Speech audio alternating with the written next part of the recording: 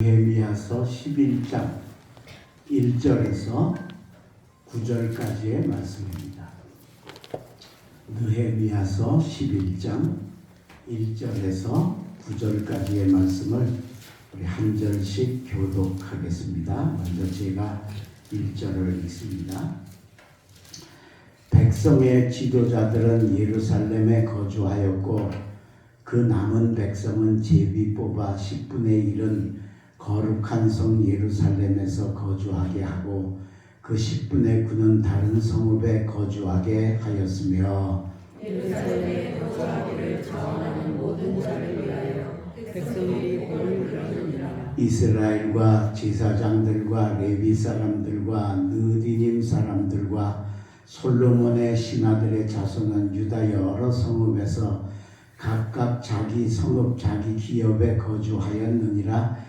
예루살렘에 거주한 그 지방의 지도자들은 이러하니 예루살렘에 거주한 자는 유다 자손과 베냐민 자손 몇 명이라. 유다 자손 중에는 베레스 자손 요하나이요 그는 시아의 아들이요 스라야의 손자요 암마야의 증손이요 스바야의 현손이요 마하라의 후손이요 또 마아세야니 그는 바룩의 아들이요 골호세의 손자요 하사야의 증손이요 아다야의 현손이요 요아립의 5대손이요 스가랴의 6대손이요 실로 사람의 7대손이라. 예루살렘에 거주한 베레스 자손은 모두 418명이니 다 용사였느니라. 베냐민 자손은 살루이니 그는 무술람의 아들이요 요에스의 손자요 부다야의 증손이요 골라야의 현손이요 마세야의 5대손이요 이디엘의 6대손이요 여사야의 7대손이며 그 나온 각계와 살레이니 모두 928명이라. 함께 봉독합니다. 시그리의 아들 요엘이 그들의 감독이 되었고 하스누아의 아들 유다는 버금이 되어 성읍을 다스렸느니라. 아멘. 오늘 우리 수요예배 오신 사랑하는 여러분 환영하고 하나님의 은혜가 함께 하시기를 주의 이름으로 축원합니다. 자, 이스라엘 민족이 바벨론에 포로가 되었다가 70년 만에 고향으로 돌아옵니다. 지도자 느헤미야의 인도를 따라와서 예루살렘 성과 예루살렘 성전을 재건을 하고 이제 거주하게 되는데 이 예루살렘 성이 오랫동안 방치가 되어 있었으니까 사람 살기가 쉽지 않은 겁니다. 게다가 거의 이스라엘 사람들은 거의가 다 유목민이잖아요. 그러니까 성 안에 사는 것보다 성 밖에 살기를 더 좋아하는 거예요. 양을 쳐야 되니까. 그러니까 예루살렘에 살 사람이 모자라는 거예요. 그래서 느헤미야가 3가지 자격을 부여해서 이 예루살렘에 살 사람들을 선택을 해서 예루살렘에 거하게 만드는 것이 오늘 본문의 말씀입니다. 근데 여러분 예루살렘 그러면 이스라엘의 수도라는 의미지만 그보다 우리 믿는 사람들에게는 더 강력한 의미가 있는데 그게 뭐냐? 예루살렘 성전을 상징합니다. 그러니까 오늘 예루살렘에 거할 사람을 뽑았다는 얘기는 바로 성전. 오늘의 우리의 예루살렘은 독립교회에 들어와서 성도가 될 사람의 자격을 우리에게 가르쳐 주시는 이야기다라고 하는 겁니다. 이미 저와 여러분은 독립교회에 들어와서 예루살렘에 사는 사람이 되었습니다. 그렇다면 내가 과연 여기 들어와서 살 자격을 지금 가지고 있는가 한번 점검해 볼 필요가 있지 않은가라고 하는 겁니다. 그래서 오늘 이 예루살렘에 거할 자의 3가지 자격에 대해서 말씀을 드릴 텐데 말씀을 들으시고 여러분의 신앙을 새롭게 정립하시는 귀한 시간 되시길 주의 이름으로 축원합니다. 제일 첫 번째 예루살렘에 거할 첫 번째 자격은 어떤 자격을 가져야 되느냐? 하나님께 택함받은 자여야 된다. 선택받은 자여야 된다라고 하는 겁니다. 자, 느헤미야가 이제 제일 첫 번째로 예루살렘에 거할 사람의 자격을 가진 사람을 선택을 한 방법이 뭐냐면 제비 뽑기를 했습니다. 그래서 10분의 1을 온 민족 가운데 10분의 1이 당첨되는 사람을 예루살렘에서 살도록 그렇게 만들었다는 거죠. 자, 오늘 1절입니다. 백성의 지도자들은 예루살렘에 거주하였고 그 남은 백성은 제비 뽑아 10분의 1은 거룩한 성 예루살렘에 거주하게 하고 10분의 9는 다른 성읍에 거주하게 하였으며 제비를 뽑았다는 것. 근데 여러분 우리가 세상적으로 제비 뽑는 건 운수나 재수라고 생각을 하지만 우리가 신앙적인 면에서 보면 이건 하나님이 우리를 선택하시는 또 다른 방법이라는 겁니다. 우연이 아니라는 거죠. 재수가 아니라는 거죠. 그래서 잠언서 16장 23절에 보면 사람이 제비를 뽑아도 모든 일을 작정하시는 여호와께 있나이다 그랬습니다. 그러니까 제비는 사람이 뽑지만 하나님이 거기 다 작정하셔 선택하신다라고 하는 게 택함의 의미라는 것이죠. 오늘 여러분 이런 택함의 자리에 들어가실 수 있기를 간절히 바랍니다. 자, 여러분 요나를 보십시오. 요나가 하나님의 명령을 어기고 니느웨로 가라고 했는데 반대로 다시스로 가는 배를 타고 도망을 가죠. 하나님의 풍랑을 일으킵니다. 그래서 뭐 뱃사람들이 견디다 못해 물건 다 버리고 배를 가볍게 하고 견디다 못해서 도대체 이 풍랑이 누구 때문인지 한번 원인을 알아보자. 그리고 제비를 뽑았는데 누가 당첨이 됐어요? 요나가 당첨이 됐습니다. 이게 우연이냐라고 하는 겁니다. 아니죠. 이미 하나님이 풍랑이 일으키시고 뱃사람들로 하여금 견디다 못하니까 우리 한번 제비 뽑아보자. 모든 사람이 다 동의하게 하시고 그 배 안에 수많은 사람 가운데 요나를 딱 찍게 하시는 것은 이건 우연이 아니고 하나님의 선택이신 줄로 믿습니다. 때문에 여러분들이 이미 우리의 영적 예루살렘인 독립교회에 나왔다고 하는 건 하나님이 여러분들을 제비 뽑아 택해 주신 줄로 믿습니다. 이걸 믿으셔야 돼요. 이게 우연이 아닙니다. 여러분들이 교회 올 때는 우리 부모님에게 의해서 겁지로 나올 수도 있고 또는 날 전도한 사람에 의해서 또는 어떤 경우에 의해서 내가 자발적으로 나온 것 같지만 그건 다 과정이고 결국은 하나님이 점을 찍으셔서 제비를 뽑게 하셔서 우리를 선택해 주신 줄로 믿습니다. 때문에 여러분 선택받은 자답게 사시기를 주의 이름으로 축원합니다. 우리 젊은이들이 나이가 들면 군대를 가지 않습니까? 우리 지금 하늘이가 군대 가 있는데 내일 논산훈련소에 오후 1시까지 입교하라 하고 영장이 나왔어요. 근데 그날 아침에 일어나니까 감기 몸살이 걸려가지고 막 목이 퉁퉁 붓고 그냥 눈이 퉁퉁 붓고 이거 도대체가 움직일 수가 없어요. 나 감기 너무 걸려 너무 아프다. 나 오늘 군대 안 갈래. 그래? 안 그래. 어떻게 해요? 앰뷸런스를 타고라도 119를 불러서 앰뷸런스를 타고라도 논산을 갑니다. 왜 가요? 왜 그래요? 내가 군대를 가고 싶어 가는 게 아니고 나라가 나를 택하여 뽑았기 때문이라. 그러니까 내 뜻이 아니고 그 뜻에 맞춰서 죽겠어도 가는 게 바로 택함받은 자다. 오늘 저와 여러분이 하나님의 아들, 딸로 택함받아 기독교 대한감림의 독립교회에 예루살렘의 거할 자로 제비 뽑혀 왔다고 하는 것을 여러분들이 아시고 이제부터는 여러분 마음대로 살지 마시고 나를 뽑아주신, 나를 택하신 하나님의 뜻을 따라 사시는 여러분 되시길 주의 이름으로 축원합니다. 여러분은 택함받은 자, 뽑힌 자의 첫 번째 자격을 가진 자, 그렇게 살아야 예루살렘에 살 자격을 가지게 되어진다라고 하는 걸 잊지 마시기를 주의 이름으로 축원합니다. 두 번째 예루살렘에 거할 두 번째 자격은 뭐냐? 두 번째는 회개할 줄 아는 사람이 되어야 된다라고. 회개할 줄 아는 사람이 돼요. 자, 느헤미야가 제일 첫 번째로 이제 그 제비를 뽑아서 10분의 1을 한 다음에 두 번째 사람들을 택했는데 어떤 사람들이냐? 유다 지파 사람들 400여 명을 선택을 합니다. 오늘 본문 4절입니다. 예루살렘에 거주한 자는 유다 자손과 베냐민 자손 몇 명이라.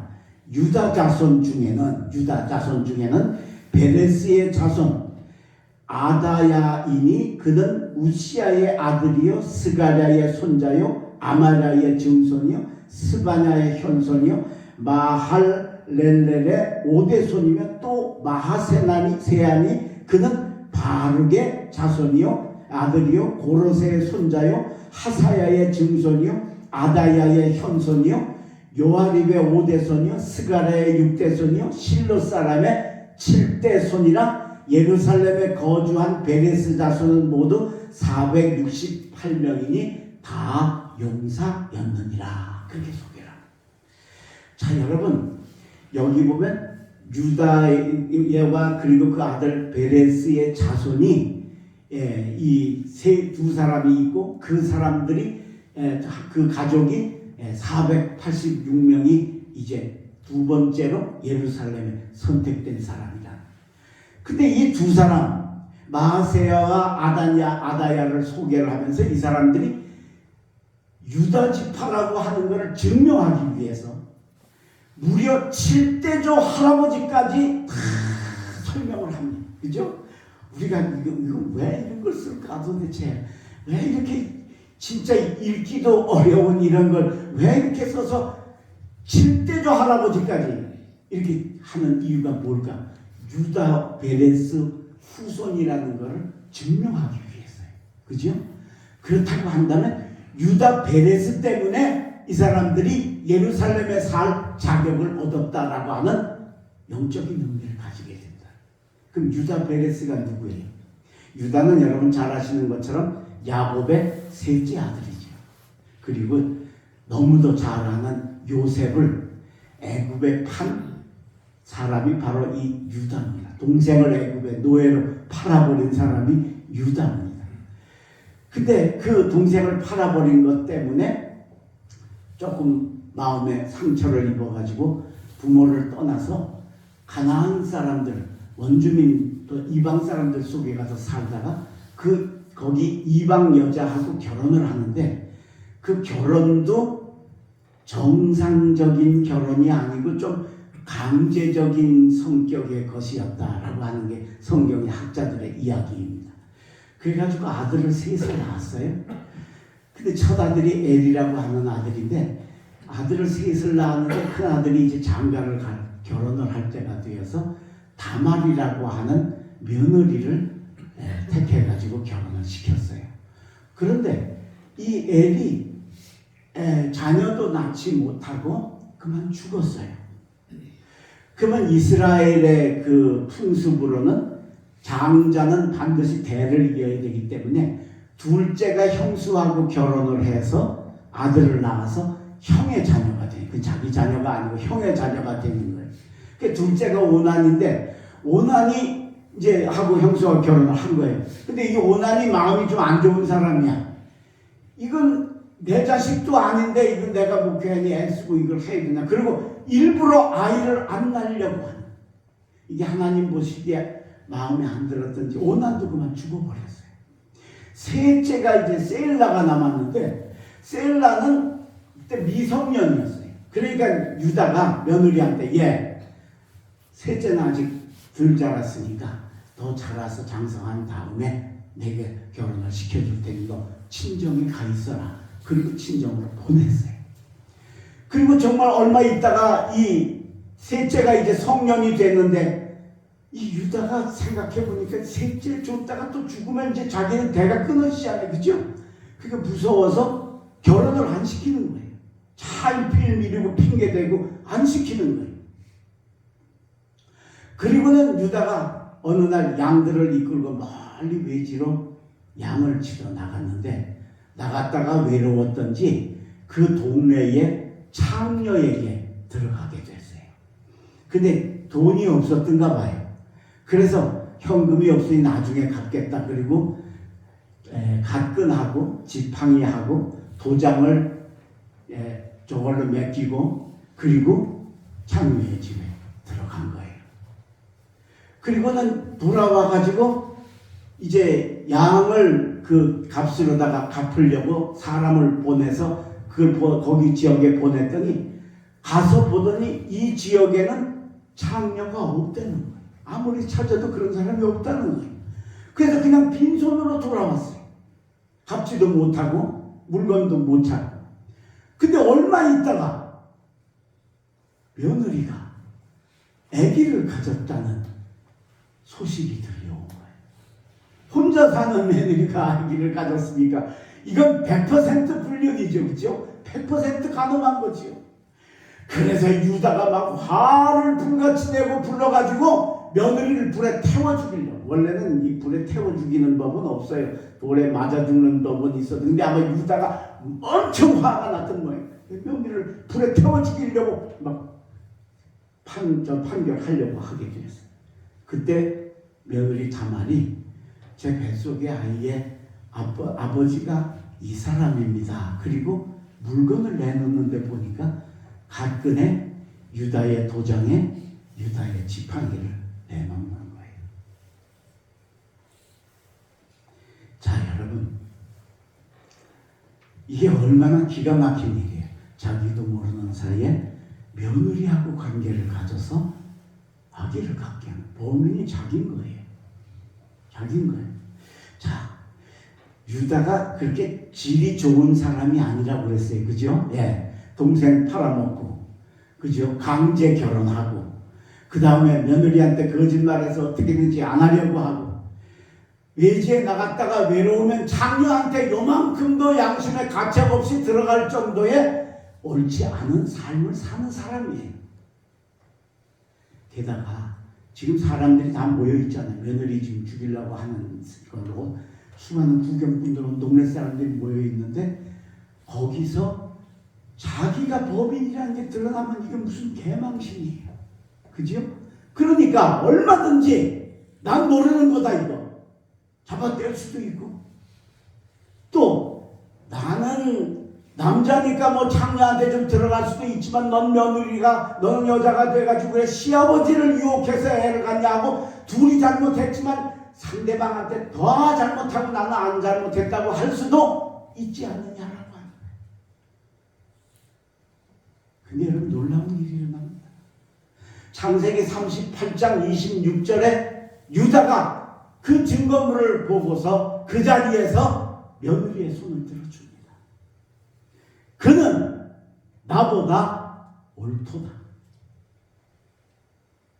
보통은 내가 옳고 상대방이 더 잘못 많이 하잖아요. 언제나. 그죠? 그렇게 우리가 일반적으로 생각하는 게. 그런데 유다가 그 질 안 좋은 사람이, 그렇게 옳지 않게 사는 사람이 갑자기 그는 나보다 옳도다. 내가 그를 셀라에게 주지 아니하였음이니라. 내가 그랬기 때문에 이런 일이 생겼으니 모든 잘못은 내가 갔다 하고 회개의 자리에 들어간 줄로 믿습니다. 이 회개를 하나님이 받으시고 정말 세상적으로 따지면 이제 얼굴 못 들고 살 형편이잖아요. 그죠? 예. 세상에 며느리하고 관계를 가져서 애를 낳은 사람이, 여러분, 세상에 어디 있어요? 성경에 한 사람밖에 없지. 전 세계에 한 사람밖에 없지. 그런데도 불구하고 그는 나보다 옳도다. 그리고 회개했더니 하나님이 그 다말에게서 쌍둥이의 복을 주신 줄로 믿습니다. 거기서 나온 아들이 바로 베레스입니다. 그리고 그 회개의 영을 받은 아름다운 축복을 수백 년 지나서, 수백 대의 대를 지나서 오늘 여기 본문에 나오는 이 아다야와 마세야가 예루살렘에 살 자격을 갖는 축복을 함께 허락해 주신 줄로 믿습니다. 오늘 여러분, 회개할 줄 아는 회개의 영을 가지시기를 바랍니다. 그게 사람과 하나님을 감동시키는 겁니다. 야곱이 형 에서의 장자의 명분을 빼앗고 속여서 빼앗고 외삼촌 집에 가서 20-30년 살다가 돌아옵니다. 그때까지 에서는 한이 안 풀리는 겁니다. 이 미움이 안 풀리는 겁니다. 그래서 400명을 이끌고 동생을 잡으러 올립니다. 야곱이 그걸 어떻게든지 견뎌보려고 하다가 나중에는 한도뼈가 위골되고 하나님께 기도해가지고 간신히 하나님이 너는 이제 야곱이 아니고 이스라엘이라 하나님이 회복의 축복을 약속을 해주십니다. 다음날 아침에 이제 형 에서와 야곱이 1대1로 만납니다. 형 에서가 400명을 이끌고 저쪽에서 오는데 이쪽에서 야곱이 갑니다. 야곱이 형 째째하다. 그까짓 걸 가지고 뭐 20년 30년 아직도 그걸 못 풀고 그리고 날 죽이러 오나. 야, 형 지지야 정말 진짜 너무하다. 그리고 원망하지 않았다. 성경에 보면 어떻게 해요? 이쪽 다리가 위골이 되어서 이 다리를 못하니까 막 목발 짚고 갔을 거라는 거죠. 그런데 목발을 짚고 형을 보면서 7번을 절했다 그랬어요. 엎드려 절하. 또 일어나서 몇 걸음 가자 또 절하. 뭐예요? 철저한 회개를 에서에게 보여줍니다. 20년 동안 한이 맺혔던 그 한이 눈 녹듯 풀리고 에서가 달려와서 회개하는 야곱을 껴안고 그 뺨에 입맞추고 형제의 화목이 회복되어진 줄로 믿습니다. 이게 바로 회개의 능력입니다. 사람도 이렇게 감동시키는데 하나님이 그걸 보신다면 얼마나 놀랍고 아름다운 축복이 오겠냐는 겁니다. 유다가 그동안 그렇게 배차관으로 살았는데 결정적일 때 가서 그는 나보다 옳도다 하고 철저하게 회개하니까 하나님이 그에게 축을 복을 주셔서 쌍둥이의 복을 주시고 수백 년이 지나도 그 효력이 사라지지 않게 하셔서 마세야야 예루살렘에 거한 두 번째 자격을 얻는 자리에 들어가게 되어졌습니다. 독립교회 성도 여러분, 회개할 줄 아는 성도들 되시길 주의 이름으로 축원합니다. 그러면 여러분은 예루살렘에 거한 독립교회에 거한 두 번째 자격을 가진 자로 하나님이 축복하실 줄로 믿습니다. 마지막 세 번째 예루살렘에 거할 수 있는 세 번째 자격을 가진 사람은 어떤 사람이냐? 겸손한 사람에게 하나님께서 예루살렘에 거할 상을 주신다라고 하는 겁니다. 오늘 유다 지파 다음에 또 한 지파가 있는데 그게 바로 베냐민 지파입니다. 먼저 오늘 4절입니다. 처음에 보니까 예루살렘에 거주한 자는 유다 자손과 베냐민 자손 몇 명이라. 그죠? 베냐민. 다음에 이제 7절로 넘어갑니다. 7절에 가서 베냐민 자손은, 자, 베냐민 자손에게서 이제 예루살렘에 들어가 사는 사람이 누구냐면, 첫째는 살루, 그 다음에 8절에 가서 보면 그 다음은 갑배와 살레 등이니 모두 928명이라. 아까 유다의 후손은 400여 명이 예루살렘 성 안에 들어가 살 자격을 얻었는데 베냐민 지파는 그 2배가 되는 948명이 들어가는 이런 축복을 받았다라고. 근데 여기에 보면 그 역시 살루도 그렇고 갑배와 살레도 그렇고 다 베냐민의 후손인데 이 사람들도 베냐민의 후손이라는 걸 증명하기 위해서 무려 7대조 할아버지를 자꾸 누구의 후손이고 누구의 아들이고 누구의 현손이고 증손이고 고손이고 그렇게 해서 증명을 하는 걸 보면 베냐민 때문에 바로 이 축복이 왔다라고 하는 걸 우리들에게 가르쳐 주신다는 거. 그럼 여러분, 베냐민이 가진 축복이 뭡니까? 베냐민은 야곱의 12번째 아들인데 야곱이 두 번째 부인이 라헬인지요. 아주 아름답고 총명한. 그래서 야곱이 그를 엄청 사랑해서 14년을 사랑을 해서 얻은 아내가 이 라헬인데 그 라헬이 아들을 둘 낳았는데 큰 아들이 요셉이고 둘째가 베냐민입니다. 근데 요셉을 이제 야곱이 잃어버리고 이 베냐민을 낳다가 라헬이 산고로 죽습니다. 그래서 이 베냐민 하나를 얼마나 극진히 사랑을 하고 했는지 우리가 창세기에 보면 아주 지나칠 정도로 편애를 하는, 그죠? 요셉을 편애했다가 그 다음에 이 베냐민을 편애하는 이야기가 나옵니다. 근데 이 베냐민 지파가 다른 11지파하고 전쟁을 하는 사건이 일어납니다. 어떤 제사장이 첩하고 여행을 하다가 베냐민 지경에 들어가서 하룻밤을 자게 됐는데, 그날 밤에 그 지역의 불량배들이 이 여인을 끌어다가 윤간을 하고 그걸로 그치지 않고 죽여버렸습니다. 그러니까 이 제사장이 얼마나 화가 나겠어요, 그죠? 그래서 뭐 어떻게 갚을 방법이 없으니까 그 자기 첩의 시체를 11조각으로 잘라서 11지파에다가 보내고 탄원을 한 겁니다. 내 아내가 이렇게 억울하게 죽었다. 그랬더니 11지파에서 다 불같이 놀래가지고 쫓아와서 그 범인이 누구냐? 범인 내놔라 당장. 근데 여러분, 베냐민 지파가 교만했습니다. 교만한 사람들의 특징은 자기는 언제나 완전하고 언제나 남이 잘못됐다고 하잖아요. 잘못은 자기들이 했는데도 불구하고, 야 너희들이 뭐 범인 내놓으라고 왜 너희들이 와서 뭐 우리 지역에 와서 그래. 그리고는 군대를 이끌고 그 11지파에서 온 사람들을 공격하기 시작하면서 11지파와 베냐민 지파가 전쟁이 일어납니다.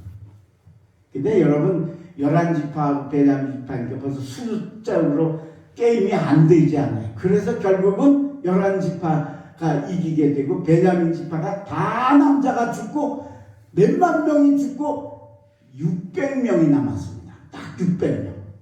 600명. 근데 그 600명이 남을 때쯤에 11지파 군인들이 갑자기 깨닫기 시작을 한 거예요. 야, 이거 우리가 이게 얘들이 잘못하긴 했지만 그렇다고 우리가 화나서 우리 형제 지파를 이렇게 다 멸망을 시키면 되겠느냐 하는 측은하고 불쌍한 생각이 마음에 드는 겁니다. 그때 또 베냐민 지파 사람들도 그제서야 자기들이 다 죽게 생겼으니까 자기들의 잘못을 인정하고 그리고 용서를 빌었습니다. 그래서 구사일생으로 600명이 살아남았습니다. 600명. 그때 베냐민 지파가 겸손을 배운 겁니다. 교만했다가. 우리가 교만해서 그때 우리가 범인 잡아주고 미안하다 이랬으면 아무 문제도 없을 텐데, 나는 잘못 안 하고 너희들이 잘못했잖냐 하면서 했던 그 잘못 때문에 우리가 이 지경이 되었다라고 그때 겸손을 배우고 그 겸손의 자세로 영적인 삶을 살아갑니다. 남북왕국이 갈라집니다. 남북왕국이. 그런데 10지파는 북쪽 이스라엘로 가고 유다 지파와 베냐민 지파는 남쪽에 유다 나라에 남습니다. 근데 아까 말씀드린 것처럼 베냐민하고 요셉하고 형제라고 했잖아요. 요셉의 두 아들이 에브라임, 므낫세 지파입니다. 근데 에브라임, 므낫세 지파는 어디로 갔느냐? 북왕국 이스라엘로 갔습니다. 그럼 당연히 같은 어머니의 딱 형제잖아요, 그죠? 당연히 베냐민 지파도 북이스라엘로 가야 하는데 북이스라엘로 가지 아니하고 우리는 예루살렘 성전이 있는 유다에 남겠다 하고 유다 지파에 속하게 되었다는 겁니다. 이게 바로 영적인 삶, 겸손의 삶입니다. 그래서 예루살렘에 거할 자격을 그때 얻어놓은 그 축복 때문에 수백 년이 지나서 오늘 이 살루와 갑배와 살레, 베냐민 후손이 예루살렘에 들어가 살 축복을 받게 된 줄로 믿습니다. 오늘 여러분 겸손하시기를 주의 이름으로 축원합니다. 그렇기 때문에 여러분 놀랍게도 이 600명 남은 작은 베냐민 지파에서 제1대 사울 왕이 나옵니다. 신약 시대에 와서는 여러분 잘 아시는 것처럼 사도 바울이 바로 이 베냐민 지파라고 하는 겁니다. 하나님께서 겸손한 자에게 이런 엄청난 은혜와 이런 엄청난 축복을 허락하시는 줄로 믿습니다. 겸손하시기를 주의 이름으로 축원합니다. 그래서 정말 내가 겸손한 자의 자리에 들어갈 때 하나님은 우리를 영적 예루살렘의 독립교회 성도로서의 자격이 있다 인정하시고 하늘의 문을 여시고 그 후손에게 복을 주시던 그 축복이 우리에게도 임하게 될 줄로 믿습니다. 여러분 제비 뽑혀서 내가 택함 받았다는 거 믿으시기를 주의 이름으로 축원합니다. 회개할 줄 아는 성도가 되시길 바랍니다. 그리고 겸손한 사람이 되셔서 그 겸손한 아름다운 삶으로 하나님 사랑하시는 예루살렘에 거하는 진짜 알고 성도들 다 되시기를 주의 이름으로 축원합니다. 기도하겠습니다. 거룩하신 하나님, 오늘 저희들에게 예루살렘 성전에 거할 세 가지 자격을 가르쳐 주셔서 감사합니다. 그동안 우리가 그냥 교회 나오기 급급하고 살았는데 정말 내가 여기 나와 하나님의 축복받을 내 후손이 하나님의 은혜 받을 자격을 가졌는가 오늘 이 말씀을 통해 뒤돌아보게 하시고 우리가 택함 받은 자답게 택한 자답게 살아가는 저희들 되게 하여 주시옵소서. 그는 나보다 옳도다 하고 자기의 잘못을 그 많은 사람 앞에서 수치를 무릅쓰고 인정했던 유다의 회개가 오늘 우리들의 삶에 강물처럼 흐르게 하여 주시어서 언제나 하나님 앞에 회개하고 언제나 내 부족함과 연약함을 주님 앞에 내어놓고 나를 하나님 앞에 바로 세우는 저희들 되게 하여 주시옵소서. 주여, 교만해서 베냐민 지파가 멸망할 뻔했지만 겸손을 찾고 영적 예루살렘을 취하기 위하여 형제들과 같이 가지 아니하고 영적 일을 선택했던 베냐민 지파의 후손이 수백 년 지나서 예루살렘에 거하는 후손이 되는 축복을 바라보면서 주여 우리도 그렇게 겸손하게 낮아지는 저희들 되게 하여 주시옵소서. 내 속에 높아지려고 하는 욕심, 내 속에 하나님의 뜻을 거스르려고 하는 패망의 선봉인 교만을 버리고 겸손을 찾아 달려가는 저희들 다 되게 축복하여 주시옵소서. 오늘 이 저녁도 저희들 예배드리고 돌아가는 발걸음 지켜주시고 한 주간도 승리하게 하여 주시옵시고 하나님 특별히 이 추위 속에 이 우중 속에 우리 모두 건강을 지켜주시고 특별히 우리 성도들 중에 아픈 사람들 지켜보호하여 주시옵소서. 사순절이고 대신방 기간입니다. 은혜로운 절기가 되게 축복하여 주시옵소서. 예수님 이름으로 감사하며 기도하옵나이다. 아멘.